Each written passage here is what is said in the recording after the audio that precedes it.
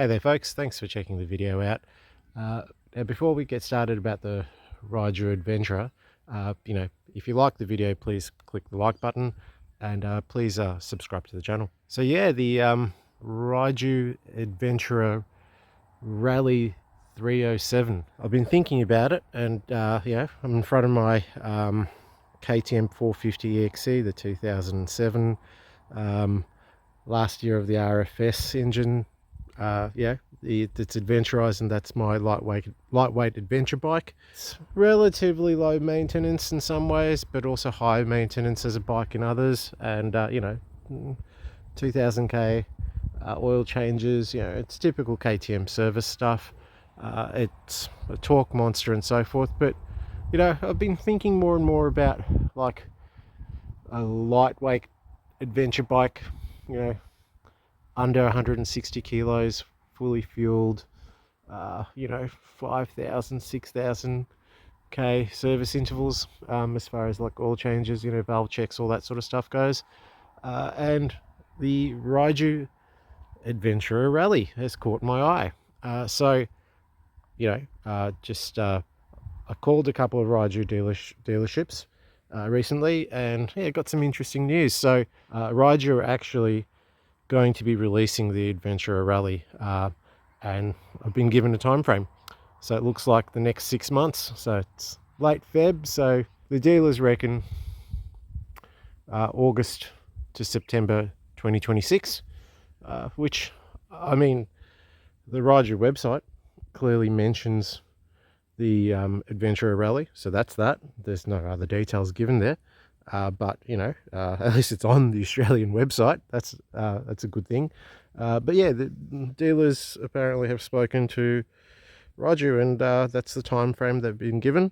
The other bit of good news is, unlike Suzuki and the DRZ4S, where there's no demo bikes available, or practically none available, it looks like most Rieju dealerships will actually have a demo bike for the Aventura Rally. That's great. Now, where this gets really interesting is the price. So brand new, fully kitted out, and by the way, it's been pointed out to me, there's the Aventura Rally's out in Europe and the UK at the moment.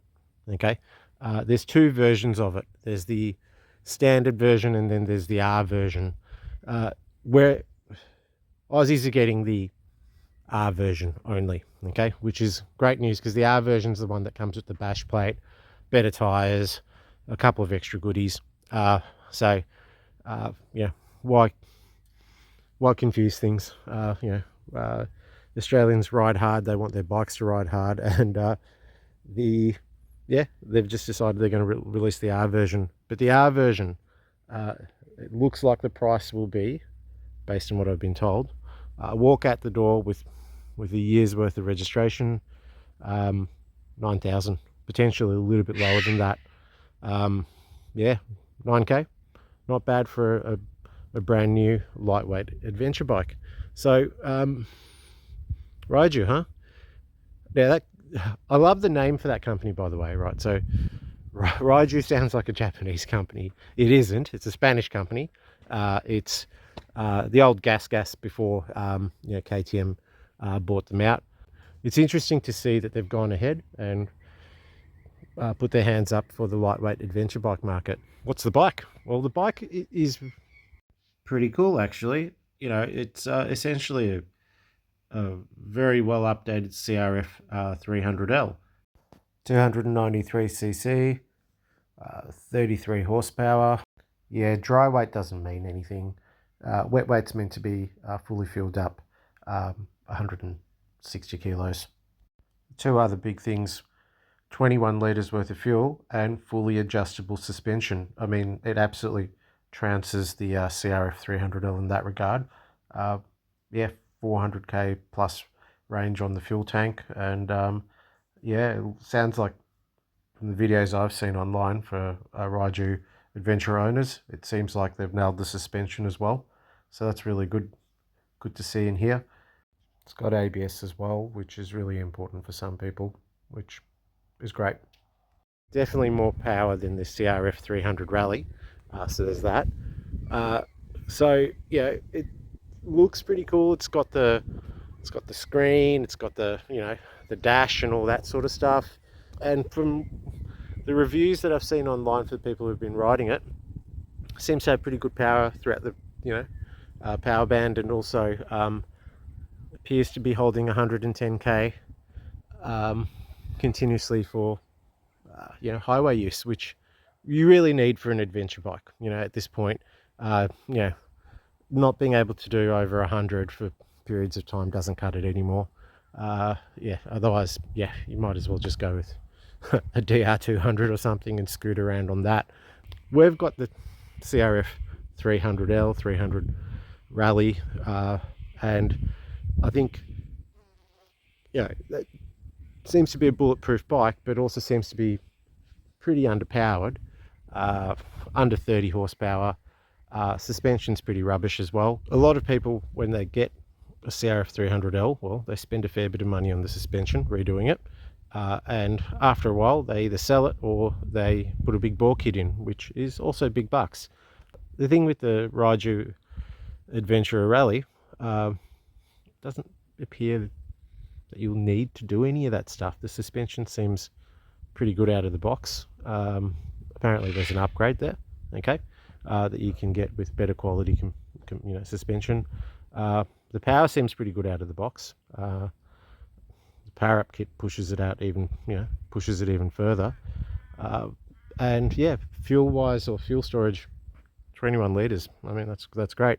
What about my beloved DR650, you might ask? Surely that's a more bulletproof bike than the Rieju Aventura. More horsepower. Yep, all correct. The thing is, once you start adding bigger tanks to the DR650, the Rieju Aventura is still a lighter bike. It does also have, more modern amenities like your TFT display, slipper clutch, fuel injection, that sort of thing. Competitors. Yeah. What are we looking at here? So there's a CRF300 Rally. We've just been through that. The DRZ 4S. Well, look, if Suzuki pull their heads out of their asses and basically reduce the price from 14,500 Australian down to maybe 13 or even 12, like the original DRZ 400, well, maybe there'd be more interest in it. Right now, they're just sitting on showroom floors. KTM, the 390 Enduro and Adventure. Look, those bikes, they're more expensive. They're over 10k.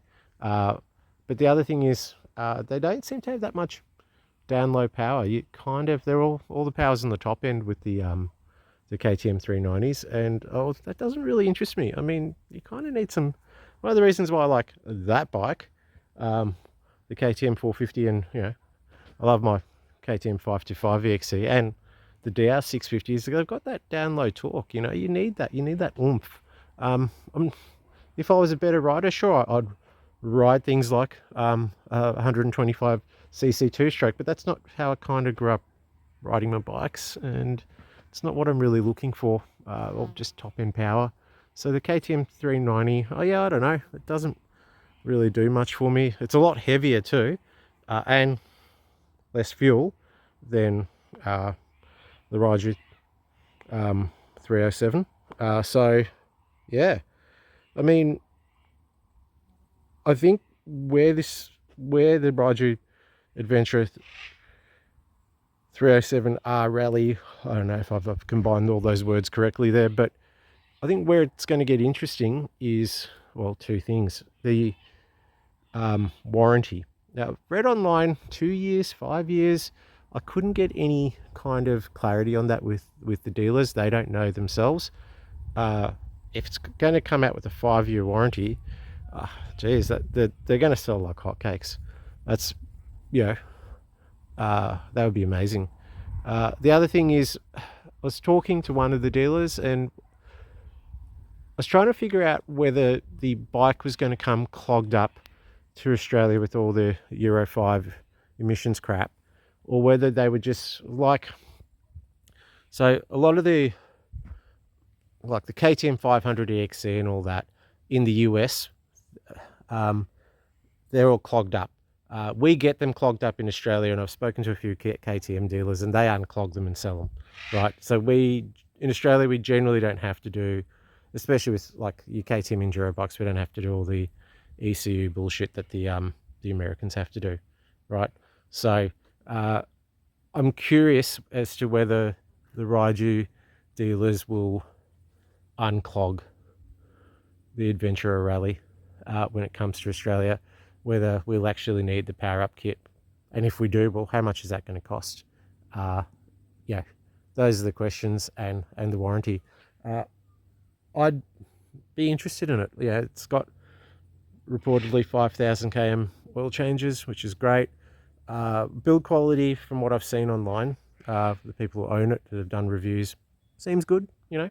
So there's that.